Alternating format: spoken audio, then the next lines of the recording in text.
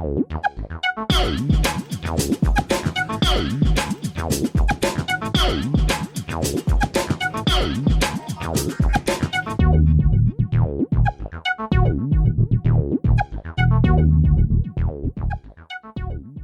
to Cryptic Chronicles, Episode 4. I'm your host, Tim Hacker, and today on the show we got part 1 of alien races from the UFO Phenomenon. Originally, I was just going to do an overview of ET races, but it just went deeper and deeper. Considering the vast and often contradicting nature of this subject, I'm choosing the information I find most interesting, while trying to keep a consistent narrative, or the most accepted versions of alleged alien races that have made themselves known to humans on Earth. Now, I may leave some things out concerning some ETs, or be saying a different version that some people don't agree with, or be saying the opposite of what some listeners subscribe to. But it's only out of practicality and trying to keep a consistent narrative. I can always cover other information or other versions down the line. It's no big deal. But for now, I'm mostly doing these 2 episodes for future reference and context for episodes down the line when we cover the UFO phenomenon. And this subject gets really strange really quick, like different dimensions, different stages of evolution and consciousness, vibrations, technological advancement, spiritual advancement, cosmic reincarnation, and a whole bunch of weird stuff I don't really understand. But I'll do my best. Some races are supposedly millions to billions of years old, making many ancient ET races so advanced they're interdimensional, many existing beyond what we third-dimensional humans would consider reality, some even existing in non-physical realities and physical realities. It's very confusing to me, and some of these entities or beings can purposely reincarnate where they want to reincarnate on a cosmic scale.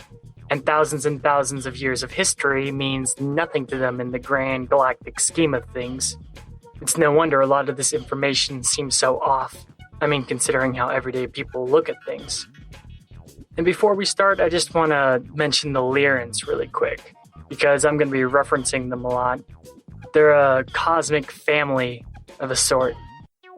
Lyrans come from the Lyra constellation.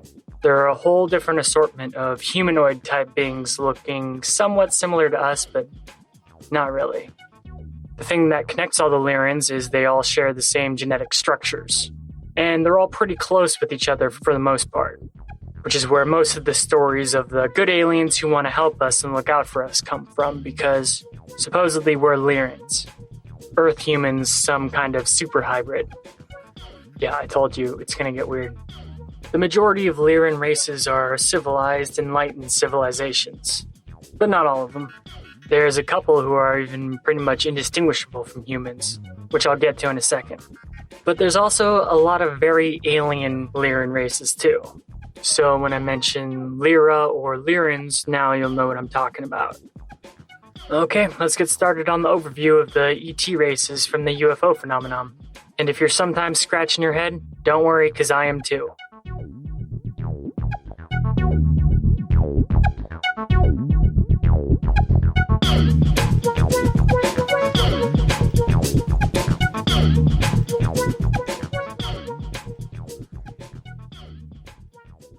Okay, let's start with the Pleiadians. They hail from the Pleiades, a very beautiful constellation of stars. These are one of the ET races that resemble Earth humans. They look from Nordic to Asian in appearance, having all the basic shades and pigments that we have. These advanced extraterrestrials have way better technology than us and are way more mature spiritually. And their civilization is incredibly older, so that makes sense. Pleiadians claim to be our cousins and are somewhat demigod-like over our civilization.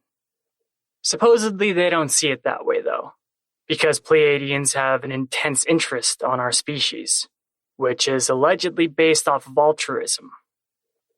They communicate through channelers, but there's also tons of contactee reports.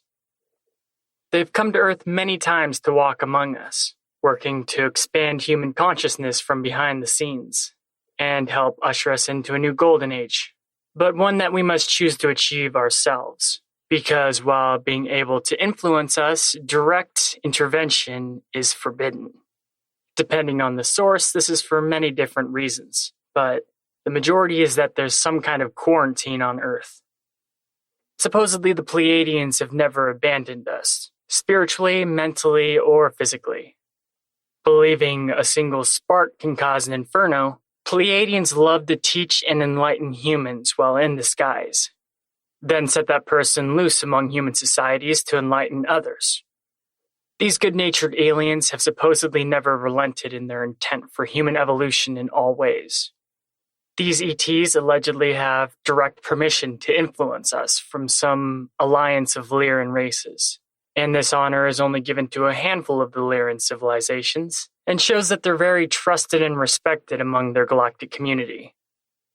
Most accounts say that the Pleiadians can exist in the third, fourth, and fifth dimensions, but mainly manifest themselves in the fifth dimension, a dimension of far higher consciousness than ours. Their home planet's called Era and has a population way smaller than Earth's, having only around 400,000 Pleiadians living there at one time.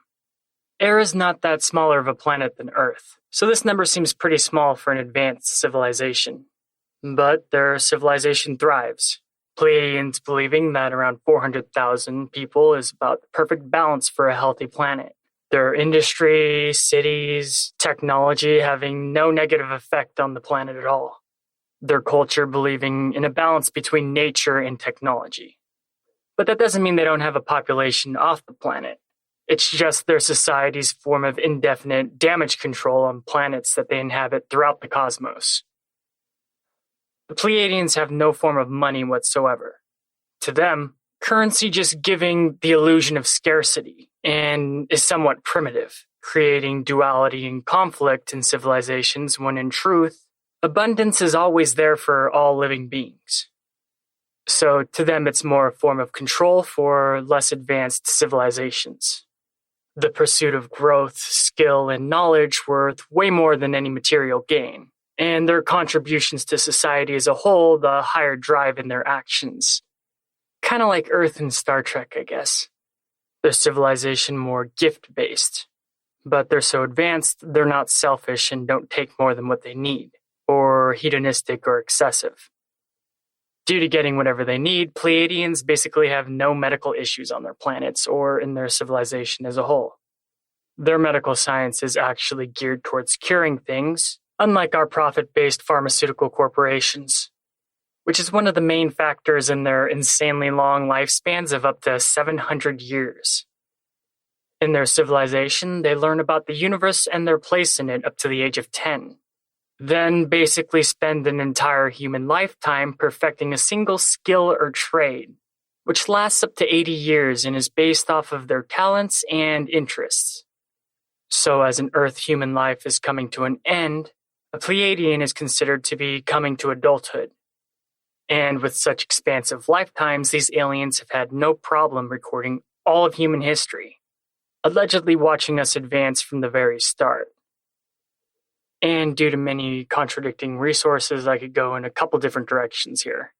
I'll just go with it being safe to say that in a lot of accounts, the Pleiadians are one of the gene donors that make up humanity, as well as up to 20 other Lyran races depending on where you get your info from. And I found it very interesting that there's actually some solid evidence to back that up. Francis Crick in 1953 deciphered the skeleton of human DNA. Dr. Crick came to the conclusion that extraterrestrial genome were the building blocks of our genetics. And his renowned research on DNA discovered a lot that wasn't fully understood by science at that time. An anomaly leading to the doctor to conclude that there were genes of over 20 different alien species in human DNA.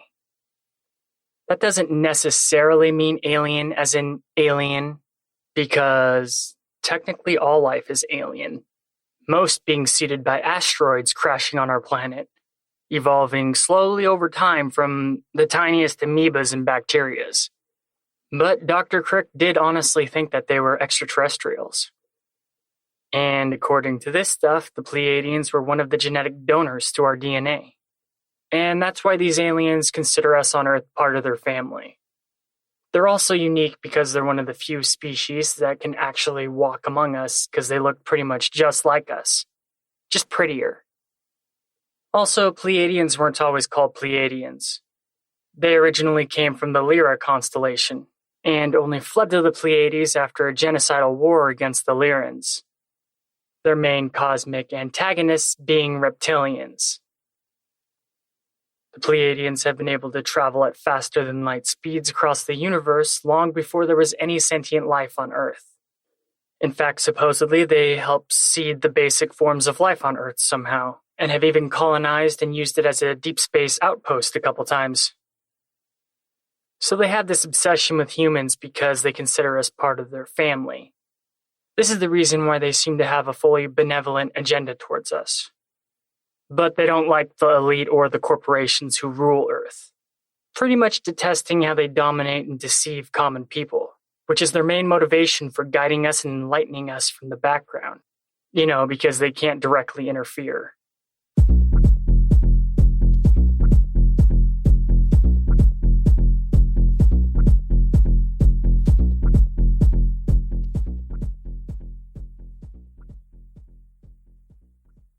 The reptilians, the heirs to the universe, the Draconis of the Draconian Empire.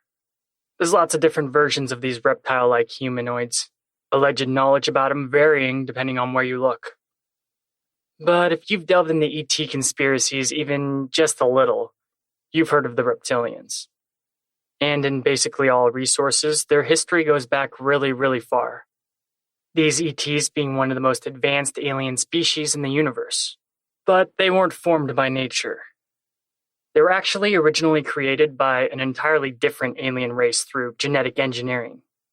And the reptilians' creator race goes back so ancient Earth hadn't even formed yet into its recognizable appearance, and the universal population basically non-existent. This creator race of the reptilians are called Carians. The Carians created many species, but the reptilians were their favorite, and first. Carians are also called avians. They're humanoids who resemble birds in a lot of ways, but they still have arms and legs like humans would. And these avians were one of the first sentient species in the universe. Another alien species taking up residence in the Lyra constellation at the same time during this era, known as the feline race. The reptilians' homeworld would be located in the Draco constellation. The avians spent a lot of time educating and giving knowledge to the reptilians. The avians taught them since the beginning of their existence that the universe belonged to them. It was their inheritance, it was their playground, and anything in it was theirs for the taking. Their destiny was to dominate, rule, and control, to be the bringers of order to the universe and all other living beings. And the avians gave them technology and sent them out into the universe, making the reptilians among the most ancient interstellar travelers. As the millennia went on and the reptilians explored, they were surprised to find other sentient beings in the universe. With the thought of themselves being so superior over all others firmly implanted in their mind, this didn't go well too often for other races.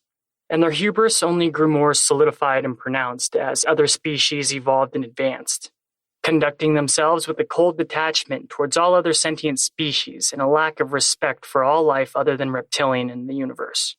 Basically looking at other creatures and aliens as things, as property, insignificant, a resource to be exploited, nothing more and nothing less. And this is the mindset that reptilians still keep till this day. As you can imagine, this makes them very popular among other aliens. The nobles or elites of their society look like spiked crocodile dragon-like humanoid hybrids, complete with wings and everything. Pretty much monsters in size, appearance, and demeanor. But their warrior class and science class and other subspecies don't have wings. They're still huge though, getting up to 8 feet tall. And then there's tons of other subspecies of reptilians. They're pretty proficient at genetic engineering, being like billions of years old or something. These malevolent aliens traveling through the cosmos in its primordial infancy. They were even the first to chart our solar system, the Sol system. Back in such ancient antiquity, the whole solar system was probably unrecognizable compared to today. Everywhere the reptilians explored, they claimed it as theirs, whether they needed it or not, whether they wanted it or not. And back in this ancient time, Earth became a religious symbol or something to them. Something of symbolic importance, claiming Earth as their own when other ancient aliens were in diapers.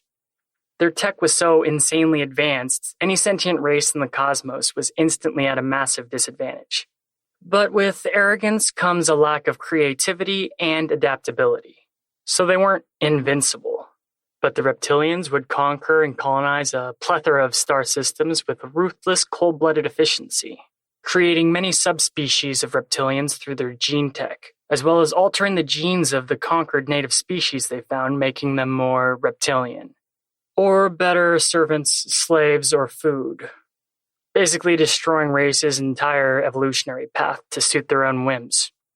But if a species they conquered were considered strong, they could probably avoid such a fate, many other aliens being among the Draconis Empire. The notorious Greys, the most common alien species in the UFO phenomenon, wasn't such a race to avoid this fate. The Greys, in many cases, said to be a slave race of the reptilians. So heavily genetically altered, they're more like robot servants, and don't even have the ability to breed on their own, instead forced to propagate through cloning, which has had basically irreversible effects on their DNA. So the Greys were pretty heavily corrupted by the Draconis Empire, but are just one among many to suffer the same fate throughout the universe. The reptilians are said to not only need food, with flesh being their favorite, but they also need to sustain themselves on negative energy to survive. Some sources say the Greys are the reptilian scouts, not only slave workers, and they journey through space not only searching for food for their masters, but also being their eyes and their ears, being some kind of vanguard race for the reptilians. The abductions of humans on Earth being some kind of side agenda for the Greys, many speculating that they try to use our DNA to fix the damage done to their own. The reptilians have been repressing humanoid races throughout space for basically forever, indoctrinating all their subjects into a fear-based belief system, not only for them to feed off the negative energy, but to keep their conquered subjugated and docile, with repressive hierarchies formed to grind the common people into the boots of domineering elites. And since reptilians view themselves as the greatest master species in the universe without equal, it's no wonder they're expansive, greedy, with immense egos, constantly causing suffering throughout interstellar history. To them, it's their birthright to rule lesser evolved planets or basically all other species other than reptilian, with the fates of the conquered basically whatever they wish on a whim of their twisted desires. And of course they look at Earth humans as inferior and attempt to subjugate and influence our society from the shadows, since they're unable to directly conquer Earth.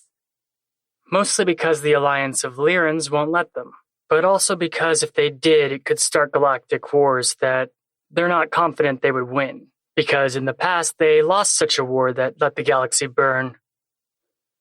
These are the aliens that destroyed the Lyran homeworlds in the Lyra constellation, and the main reason why they're spread throughout the cosmos.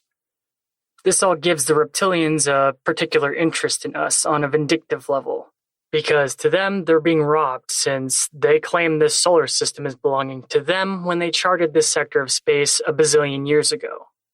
And Earth holds some strange religious symbolism to them. So reptilians look at humans like we're herds of cattle, and basically deserve the same treatment to be chopped up and sent to fast food restaurants. Just a disposable resource. There is presently countless subspecies of reptilians, with one such subspecies left behind on Earth. Though small in number, they've been allegedly influencing us for a long time, because the turns in galactic chess are played in eons, not years. With many ancient reptile-like gods from human civilizations being members of this subspecies of reptilian. They possess a chameleon-like trait, able to appear just like humans for a period of time, whether this is straight-up shape-shifting or some kind of telepathic manipulation isn't known. And a lot of UFO conspiracy theorists blame a lot of Earth's problems on these guys, some even claiming that they take the forms of our politicians and people in power throughout the world, and incite conflict and suffering across the globe. Because if humans all came together in peace, they'd probably all die since they need fear to sustain them.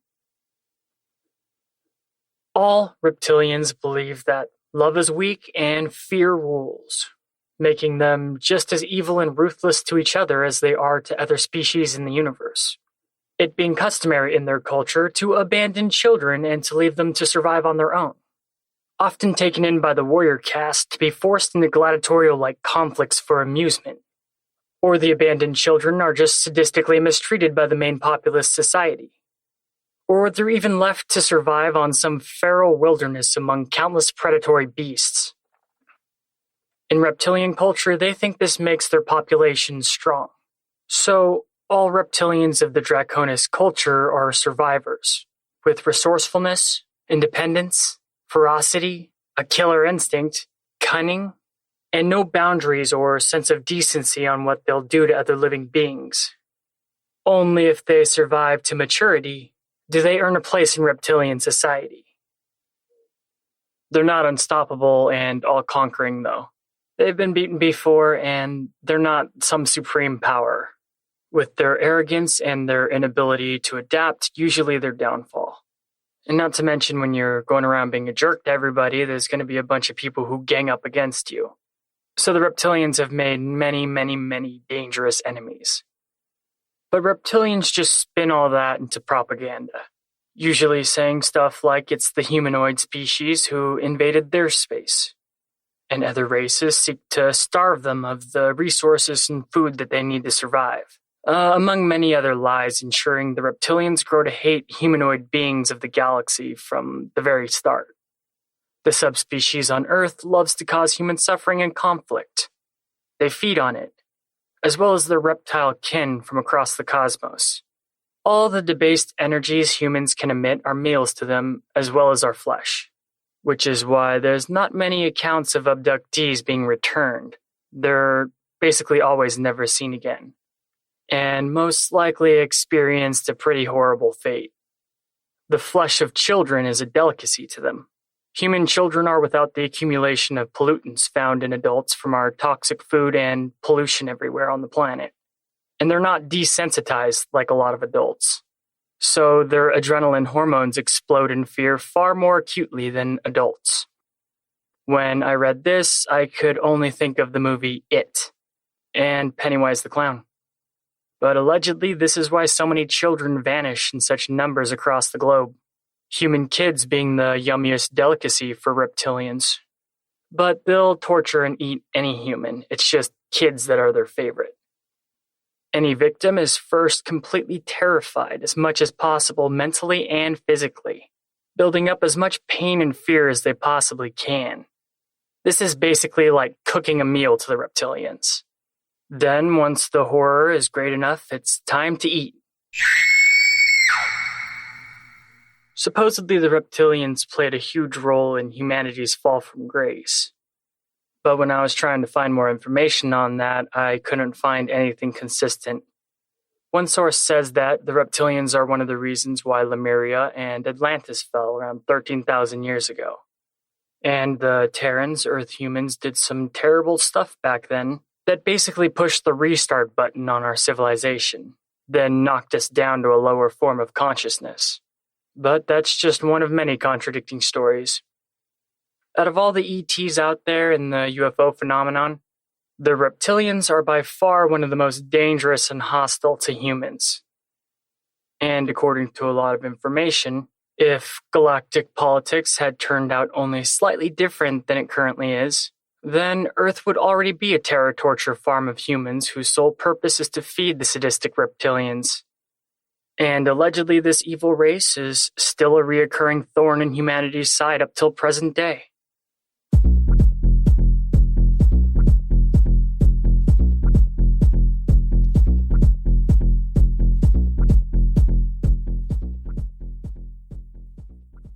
And third up is the Arcturians. These aliens come from a blue planet orbiting the brightest star in the Bootes constellation, and this star is much larger than our sun. Some sources state that these Arcturians are the most advanced civilization in the universe, and in their evolution have even transcended the need for physical bodies, able to exist in many different higher dimensions. These dimensions are spiritual, with thought and pure consciousness dictating what we would call reality. But even though they're so advanced and mostly energy, if they want to, they can take a 3D physical form. And how all that works, I have no idea. And when Arcturians are in a physical form, they appear to be short, their tallest members of their species reaching around a maximum of 4 feet tall. Their skin appears in many shades of blue and green, but mostly appear a dark cobalt blue. Arcturians have wide craniums, sloping backwards in an oval jut. Their heads are smooth and hairless, and so is the rest of their body. Their ears are very small, and a little bit of cartilage forms around the ear canal. They have thick, protruding cheekbones swerving down into a thin, pointed jaw. Their eyes are wide, almond-shaped, deep, dark pools of iris that resemble galaxies somewhat. Their noses are small, and their thin lips seem to always be slightly curving into a smile. The Arcturians actually have little need for their eyes. This is because their telepathic abilities are way better than regular sight, but their sense of hearing is even greater than their telepathy. And it's also said that they have even more senses that they use through the back of their head. Where us humans have 5 fingers, they only have 3.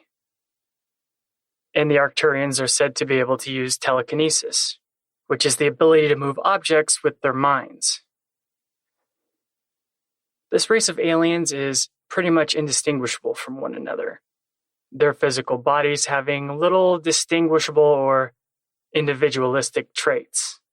Contactees really only able to tell the difference between them when they communicate telepathically in their minds. And that's fine for a race of telepaths, but confusing to other races in the universe. The Arcturians are perfectly content with their lack of a physical individuality. They've said that they're happy to be free of the vanity that plagues many other sentient races. It makes sense, though, considering the Arcturians are more energy-based than physical matter-based. They've even evolved beyond the need for material food to sustain them. Arcturians only need high-vibrating forms of energy to survive, which they just absorb, like plants absorbing the rays of the sun, or humans absorbing vitamins through their skin. It's just a way more advanced form of that. These blue-skinned aliens require very little sleep, which they call their sacred time for soul travel. Their evolutionary progress is far beyond most races in the universe, but so is their spiritual evolution as well. And much of their abilities are beyond comprehension to the lesser evolved species of the universe. Service and healing are the basic tenets that their cultures live their lives by. These beyond ancient Lyrans love to teach and enlighten other cultures in the universe. Arcturians considering it a cultural calling and responsibility to the rest of the sentient beings in the universe. The Pleiadians I mentioned earlier are dedicated students to the Arcturians, and have worked with them often through cosmic history. They're easily one of the greatest species in the universe when it comes to a loving, non-judgmental nature, and usually have a lifespan of around 400 years. Their culture's daily life is similar to a Buddhist monastery, with pursuing their wisdoms and philosophies their culture's greatest virtue. Arcturian society is ruled by the most spiritually advanced and wise elders, which among their universally enlightened civilization is saying something. The Arcturians' whole life pursuit is for spiritual development. In fact, all jobs, tasks, professions are geared towards that individual's spiritual development and personal journey, with all occupations revered and respected equally. Arcturians allegedly have really advanced souls, and they get to choose their own incarnations. So it's safe to say their homeworld and civilization as a whole is really peaceful and gets along with one another. Arcturians have a special connection to Earth. They have solid bonds and work with the Ascended Masters, even calling their group the Brotherhood of the All. Ascended Masters being transcended esotericists, mystics, or enlightened sages who were all once regular humans. Not only are the Arcturians the most advanced in evolution and in spirituality, but they're also the most advanced in technology, and luckily are the official guardians of our planet, as well as many other worlds unable to protect themselves from aggressive interstellar civilizations.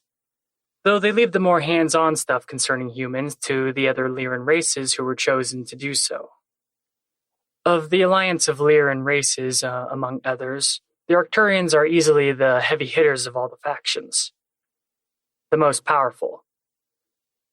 Even the brutal and mighty reptilians never willingly engage Arcturian ships in combat, and the reptilians are easily the second most powerful of all the factions of races in the universe. The Arcturian ships are so advanced, they don't even use a form of what we would call computers, instead controlled by some kind of crazy etheric energy matrix. Their telepathic abilities take in the place of knobs, controls, buttons, etc. Arcturian ships are invisible to human eyes, go figure, but there's never one not patrolling around Earth or the solar system. And the rules that apply to the Pleiadians also apply to the Arcturians, so they can't interact with us directly. They have a base on the moon, which supposedly isn't even a moon at all, but artificially put there. And they have a single base actually on Earth, located inside Mount Shasta in Northern California. And it's healthy for them, I guess, because there's actually an Earth energetic ley line that goes right through Mount Shasta. It's like an Earth chakra or something, which is one of the reasons why that mountain in California has a lot of mystical history attributed to it. It's kind of like a meeting ground for a lot of spiritual people, like a Mecca. And the waters that come from Mount Shasta are said to have supernormal properties associated with healing. Arcturians are interdimensional aliens. Them and their technology are only visible to humans if they want to be visible. But when they do contact humans, it's usually with their telepathy from a distance, because they don't really want to scare us with their very alien appearance. And that's if they're in a physical form at all, not just some silhouette of vibrating blue energy. The Arcturians have tried to contact the governments from around the world a few times, especially the US, but have been rudely rejected every time because what they have to offer doesn't suit their agendas. In fact, supposedly most shadow governments really like to suppress Arcturian info.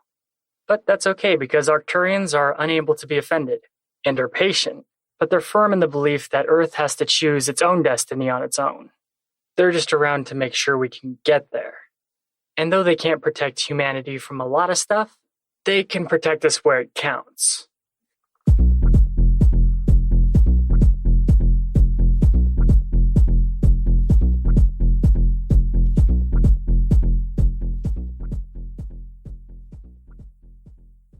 The Little Green Men, our classic close encounter from the 1950s, made famous by Billy Ray and the Kelly Hopkinsville case. In the sighting, 2 country Kentucky men came to the press claiming they encountered somewhat human-looking aliens around 4 feet tall. They wore skin-tight jumpsuits, had green skin, and antennas protruding from their foreheads. The journalists who Billy Ray and the other Kentucky man talked to are the ones who created the term Little Green Men, and the name has stuck ever since. These aliens have become pretty rare in ufology circles, and those who study the UFO phenomenon, pretty much falling out of favor for more commonly encountered aliens past the 50s. In this day and age, the term is usually used by either the uninformed or skeptics, with most UFO enthusiasts shying away from the topic of this alien race, and associating them with the silly or tinfoil hat stereotype mocked by the public in those days. With most ET researchers wishing to be taken seriously, this has pushed the Little Green Men more into a pop culture sci-fi fantasy, not to be taken seriously. Which is a shame because their most famous close encounter is actually pretty interesting and has a lot of evidence behind it. The term Little Green Men is actually a lot older than the close encounter in the 50s when it was made popular. It first came to public attention following Orson Welles' famous War of the Worlds broadcast in 1938, and was a popular alien stereotype during the first half of the 20th century. Stories of the Little Green Men were especially popular in comic books and radio dramas. And though the mainstream think these aliens are more entertainment than anything else, those who had a close encounter with them thought they were anything but fantasy. The most famous encounter in Kentucky had more witnesses than just the mere two country farmers. This close encounter occurred on the night of August 21st, 1955. And it's important to remember that the community of this time was made up of very serious Christians. So these contactees really didn't have much to gain from telling people this story. It made them seem heretical to the rest of their society and were even shunned and mocked openly. At the time, they became a joke, weirdos and outcasts, losing any social respect that they had from their peers. They had nothing to gain and only to lose at the time. And by coming forth, they basically ruined their lives as they knew it. It all started with Billy Ray, who noticed a strange metallic object on his land while he was getting a bucket of water. The metallic object, most definitely a UFO. And when Billy Ray noticed this, he freaked out and immediately fled into the family farmhouse. 7 people within were shocked to see unusual creatures around their home's perimeter as they looked out the various windows of the house. The people were horrified, concluding they were under siege as the little green men began to harass the occupants of the home. The aliens had unnerving and awkward body movement, as if unfamiliar with walking or gravity or something. It's speculated that Earth was just a very different environment than what they were used to. The little green men tried to enter the house repeatedly, but allegedly were unsuccessful.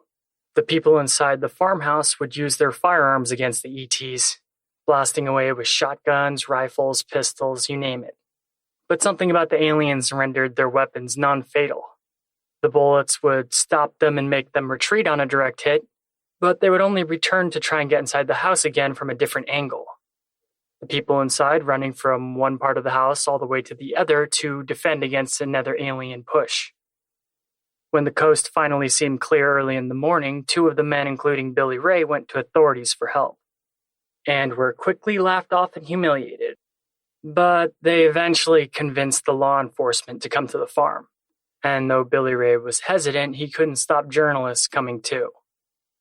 There was no evidence to be found other than a damaged farmhouse with bullet holes everywhere, so the police and journalists left.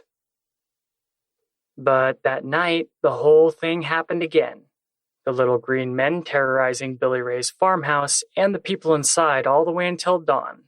But this time when Billy Ray came forward about it, the story blew up, becoming one of the most famous close encounters of the third kind back in those days. And it's interesting the misquoting by the journalists. They took a lot of liberties to create a better story, adding and taking away from the witnesses' stories where they saw fit. For example, the witnesses described the aliens as hobgoblins, with silver skin, not green. The jumpsuits were completely made up by the journalists. So it's these journalists who are more behind the little green men pop culture aliens. These bizarre ETs are documented in many other close encounter and abductee reports too, with tiny implants found within the abductees a common theme. But past the 70s, encounters with these hostile, mysterious aliens have dwindled to nothing almost in totality. The little green men were a mythic, old-timey stereotype in these days, who, when mentioned to modern ufologists, will most likely make them roll their eyes at you. You're listening to Cryptic Chronicles, and I'll be right back.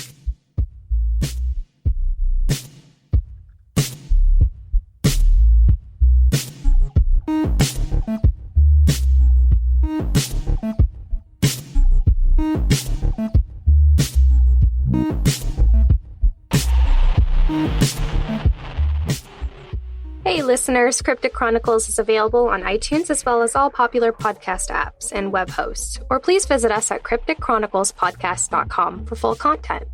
Send us an email, we would love to hear from you. Join us on our social media to keep updated, and thanks for supporting the show. Please leave us a good review on iTunes to help grow the podcast, but most of all, thanks for listening.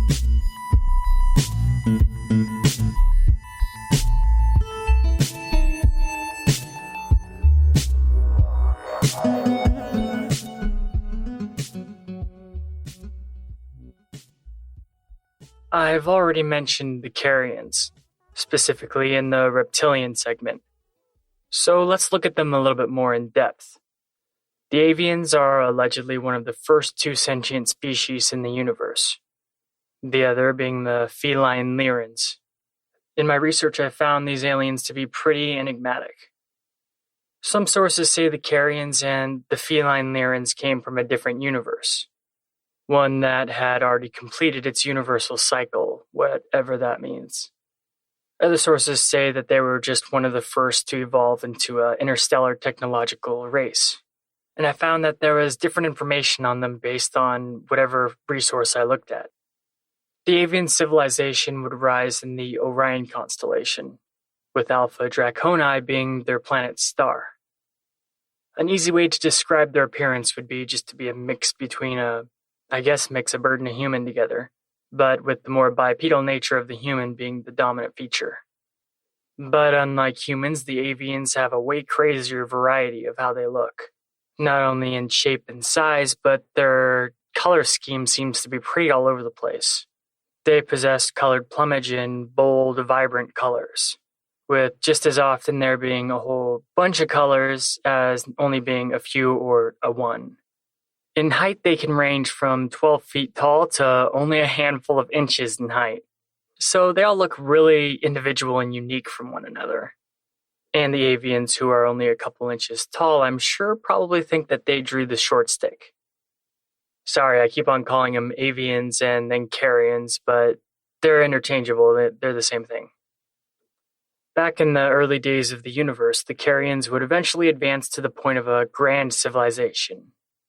The Carians are known for their sharp analytical abilities and organizational skills. A predominant character trait of the Carians is the obsession with maintaining a good appearance and image at all times. They're vain, paying a lot of attention to their appearance and ornamentation. They structure their society around adherence to codes of conduct, discipline, and order. Their sharp analytical minds makes them extremely talented generals, strategists, organizers, and bureaucrats. Though their genetic engineering wasn't nearly on the level of the Lyran felines, they were still pretty good at it. They mixed their own DNA with the reptiles found on the warmer parts of their planet. This would become the first-born race into the galaxy, the reptilians. The Carians seem to be called strict adherents to something called the universal laws, and were supposedly given some kind of responsibility concerning the balance of the universe. The Carians wanted their first child species to be powerful, self-perpetuating, and dominating, teaching the earliest reptilians that all in the universe was theirs for the taking. But they would seed many countless worlds that would evolve into various life forms too, and they engineered many other sentient species of diverse natures other than the reptilians. But they also helped make a lot of the subspecies of reptilians as well, and even created subspecies of their own race, the avians. The blue avians in particular seem to be similar to the Carians in demeanor and attributes, but are a little bit more aligned towards good, even siding against their Carian creators many times in galactic politics. The blue avians working closely with Pleiadians and have assisted Earth many times. They travel the cosmos in teleporting spheres instead of ships, and no real negative contactee accounts of them have ever been recorded or any abduction reports. So they're friendly, I guess, but they're more documented visiting more primitive humans than us modern humans in cities. Alright, enough about the blue avians. And focusing back on their progenitor race, the Carians, they're basically responsible for the biggest jerk race in the galaxy who have caused trouble with any race they've interacted with, and are pretty universally unpopular with the rest of the interstellar community. The weirdest thing about that is the Carians are not an evil or malevolent race of ETs, which makes an interesting question on why they would create a race of beings to have conquest and dominance as a religion in the first place, or creating a race that just blatantly couldn't coexist with basically any other sovereign civilization in the universe. I mean, they had a big idea of what was going down and how things worked, but still created the mustache-twirling bad guy of the cosmos. Maybe through their cold-blooded logic, they assumed they could bring order to the universe by any means necessary. Like those greater good thinkers. Or that the reptilians would be a permanent protector. Or maybe they had to be the creators of the cosmic yin to balance out the yang. Whatever the reason, the reptilians would outnumber the Carians eventually, their bird-being creators taking a back seat to their civilization, though a revered one. However, the Carians did share all of their knowledge and technology with the reptilians, basically making them what they are, and assisting in administering the creation of many subspecies and hybrid reptilians, usually of conquered races, but sometimes from scratch as well. The Carians were even at the forefront of the reptilian invasion of Lyra, which started a long war that lit the universe on fire.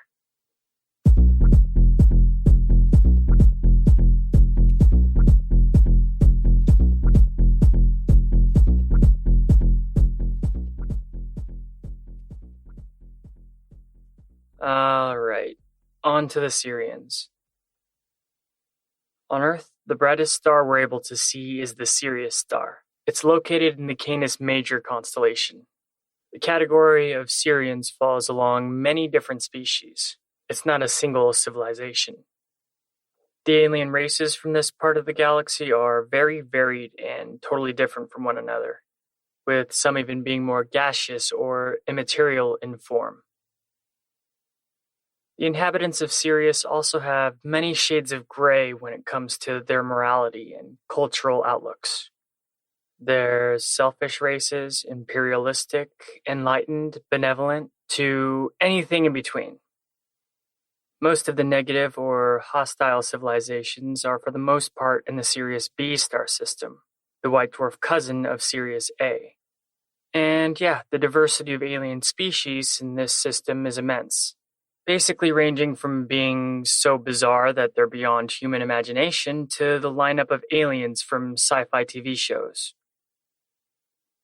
A notable race of Sirians are the aquatics, fish-like humanoids who are actually pretty visually elegant, not a nightmare like you would think. And though they're basically known as aquatics, they call themselves the Namos. Their homeworld is comfortably hot and almost completely covered in water. They have an advanced physical as well as technological use of sound vibrations, and in some way have a connection to dolphins and aquatic life on Earth as well as other planets, being some kind of horse whisperer race to marine life. A secluded West African tribe known as the Dogon have a pretty famous mythology concerning the aquatics. The Dogon tribe has always had perplexing and accurate information on the Sirius star system, going back long before it was discovered by science. Or even the concept of space and aliens was even a thing on Earth. And say what you want about ancient alien enthusiasts, but this case actually has some decent evidence behind it. The aquatics having visited the Dogons a long time ago. And the information the Dogons have concerning the Sirius star system is incredibly accurate, going back hundreds of years, but being as proficient as modern technology. The Dogons say the aquatics gave the tribe astrological information, even telling them about Sirius B, which is invisible to most modern ways of viewing the constellation due to Sirius A's intense illumination, something science wouldn't discover until ages later. But the Dogon tribe had that knowledge a long time ago. Dogon tribe artifacts dating back 400 years or more perfectly resemble the Sirius star constellation, as well as the accurate orbit of the star. But it wasn't until the 1970s that astronomers had a good enough telescope to actually see Sirius. The Dogons also knew about the moons of Jupiter and rings on Saturn. Accurate astrological information, basically impossible for this secluded primitive tribe to even possess. The Namos Aquatics gifted the tribe much of their cosmic knowledge as a sign of friendship. So they're definitely not hostile to humans. There's just so many different types of Sirians, it would be impossible to talk about them all. But another notable Sirian race are ones that come from a planet orbiting the star Vegan. These Sirians are of Lyran descent. also fleeing from their homeworlds in the Lyra constellation when the reptilians came and destroyed everything. After fleeing from their original homeworld, they went into hiding to avoid enslavement or extinction by the reptilians. They have close ties with the progenitor feline Lyrans, who also fled with what was left of their civilization to a planet nearby. And this race of Lyrans from the Sirius star system are called the Kate. They look pretty human-like, but just give them some elven-type qualities from fantasy, and you'll get a good idea what they look like. Also, their skin is hues of blue from the heavy ultraviolet light that comes from the vegan star. They're taller than humans, with no body hair, and are more evolved than us by a good stretch, these Syrians even developing extra lobes in their brains. This gives them pretty crazy abilities to see, being able to see inside and through objects, or even see them in multiple dimensions. Some resources saying they can see all angles of the same object at once. And all that while still maintaining their regular third-dimensional sight on top of that, similar to the sight that we humans have. So yeah, they basically just see everything 100 million times better than us or something. These Syrians are considered to be great warriors by other civilizations in the universe. The Kate vegans were even an early visitor to Earth 4 of the 5 million years ago. Though allegedly around 1 million years ago, they made a colony on Earth. Their genes, as well as Pleiadian genes, are allegedly in our human DNA. Overall, though, the Syrians are basically a cosmopolitan mix of aliens. A whole bunch of them clustered together. These aliens existing in many different dimensions, planes of existence, as well as the third dimension humans mostly have awareness in.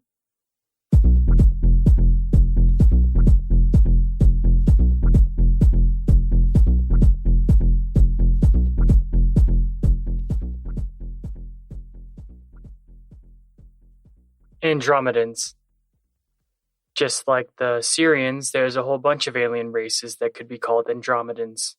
But the one that I'm going to focus on are Lyran Andromedans, which might be a more accurate name for them.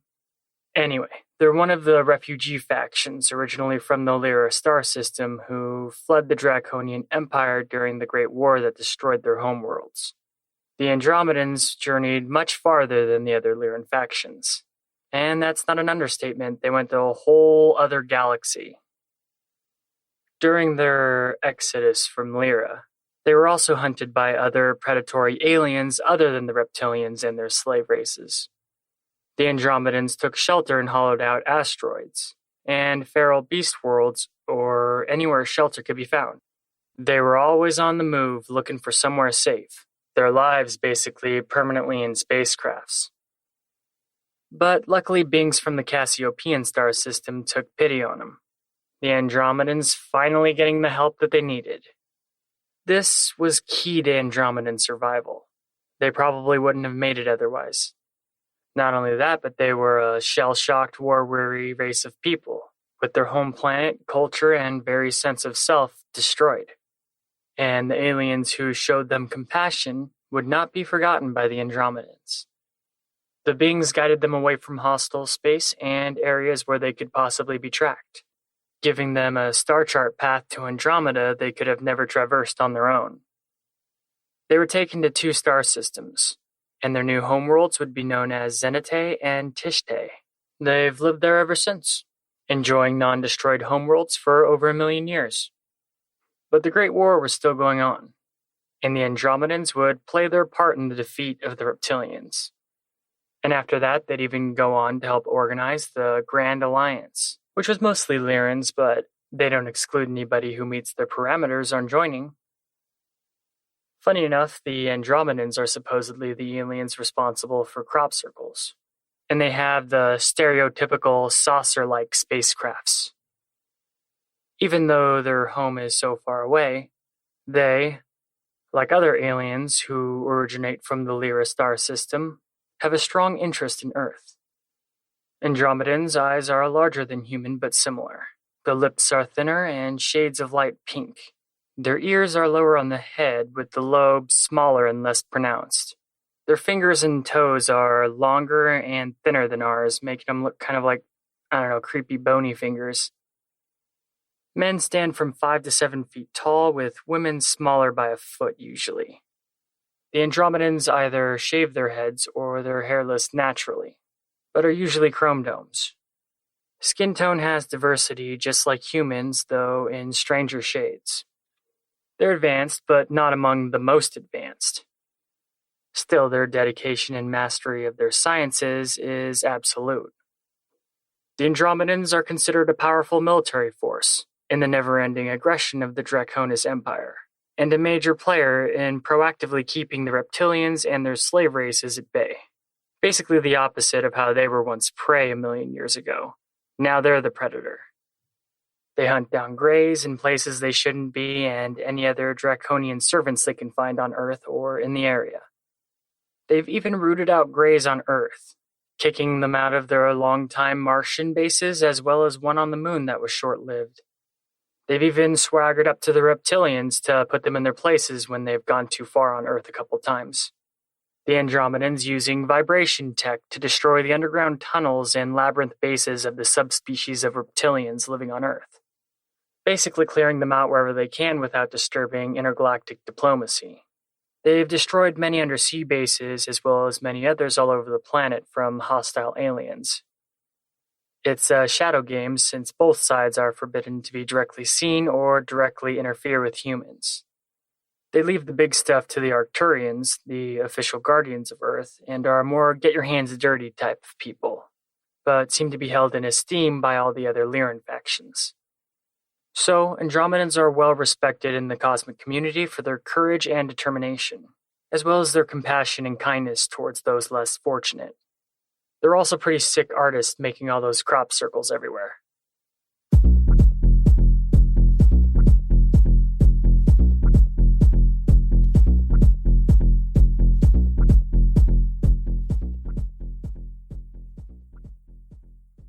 Alright, let's finish it with the felines.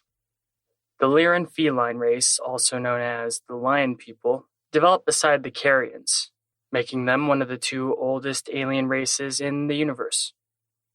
Supposedly, just like the Carians, their souls came from another universe that had already finished its cycle, and they were invited to ours to be the starters of a new game, or universal cycle. And the bodies that they would incarnate to would evolve on the planet of Avion in the Lyra constellation. Contactees have said that their original homeworld was very much like our Earth. Over time, their spiritual vessels evolved to the point where they could be inhabited, the feline species becoming humanoid in manner while keeping their feline characteristics.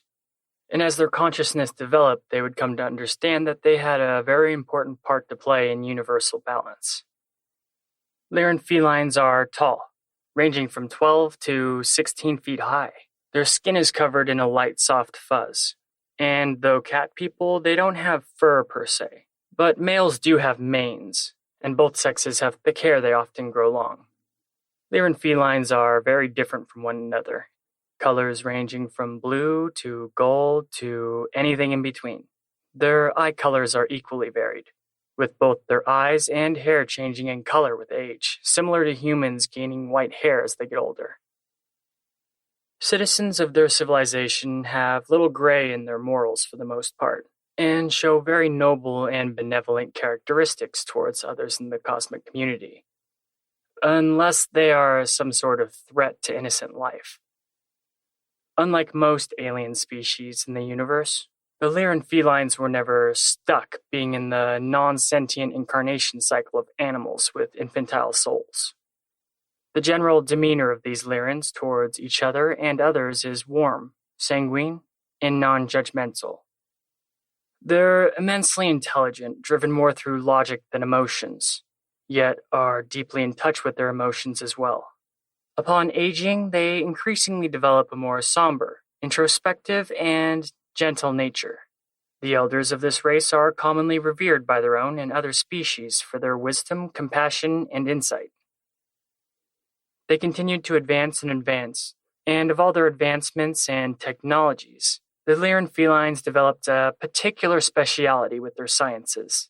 The felines' mastery of genetic engineering second to none throughout universal history. As the cosmic population and community grew as civilizations expanded and explored the cosmos, for a long time the Lyrans and other evolved mature species all interacted and lived among one another, and for the most part they did this in relative peace. The feline race being a beacon of what's possible for other developing cultures with interstellar travel to strive for, and set the tone for interstellar diplomacy, being the first to push the notion that advanced civilizations should not interfere with the advancement and development of lesser evolved and lesser cultured civilizations. There has always been a firm belief in the Lyrans of all the different races that each planet's races must be firmly destined by their own hands. They can guide and influence, but they can only point towards the door. They can't force anyone to walk through it. And for eons, the Lyran civilizations basically existed in peace. But eventually something happened. There was a change in the wind. The more negative or imperialistic and fiscal cosmic civilizations grew in unrest. It was probably because there were too many goody-goody civilizations coming forth. And by this time, the reptilians of the Draconis Empire had created a massive domain for themselves, dominating thousands of alien worlds as well as a huge amount of colonized planets. The reptilians shouldering their way into the cosmic community as a major power in the cosmos. The reptilians resented the Lyran felines and their creations, among other civilized interstellar civilizations, being in their way, because to the reptilians the universe belonged to them. And though the Lyrans tried to keep the peace, of course they would, a neighboring allied star system was attacked by the reptilian and bird humanoids, the Carians. This would be the beginning of the Great Galactic War, which would set the universe on fire and last a really, really long time. And the feline Lyrans were basically at ground zero on the front lines. Billions dead in the blink of an eye, and that was just the beginning of the war. After many defeats and some victories, the Lyrans were given an ultimatum. The reptilians demanded that they leave their homeworlds forever, or face extinction. The Lyrans knew that they could make good on this threat, and there wasn't too much they could do about it. So the felines told the other Lyrans and any other sentient race in the area to flee the Lyra constellation. The Lyrans formed into basically 3 distinct factions and split up. The Lyran homeworlds of the Lyra constellation were totally destroyed by the reptilians, many so damaged that they were beyond the point of being inhabitable. Most of the Lyran felines were killed, but their children races survived. And a number of the felines did escape with the other Lyrans, so they weren't completely annihilated, just mostly. The feline Lyrans still had a lot of parts to play on the cosmic stage, and a long time later during the war, they would eventually help the Lyran factions unite, as well as other alien civilizations. Some to avoid the reptilians' destructive path that would inevitably come to them, some to end the suffering of their people, and others even in rebellion, having already been conquered. But it was the Lyran factions who led the charge of the later part of the wars, and against many odds and on being outnumbered on many occasions, this allied federation of aliens came out on top, and the reptilians were finally forced to surrender after eons of war.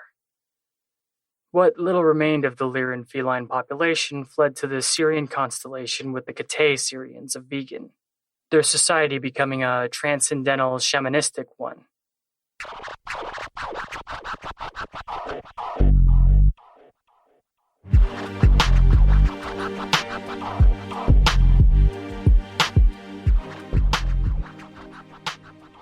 Alright, that's episode 4, Alien Races, part 1.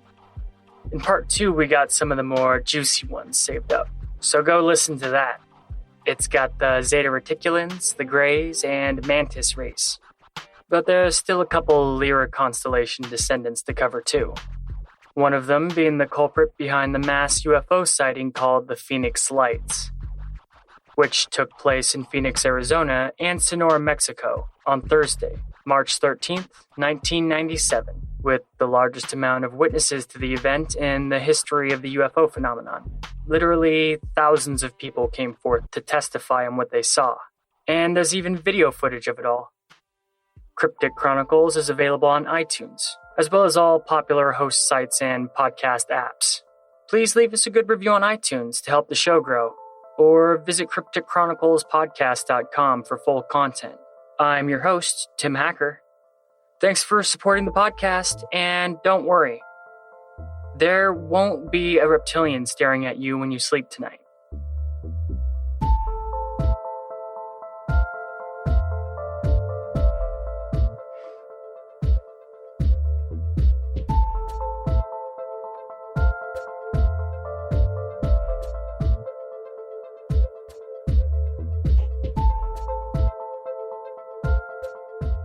Bada bing, bada boom, bada bing, bam boom.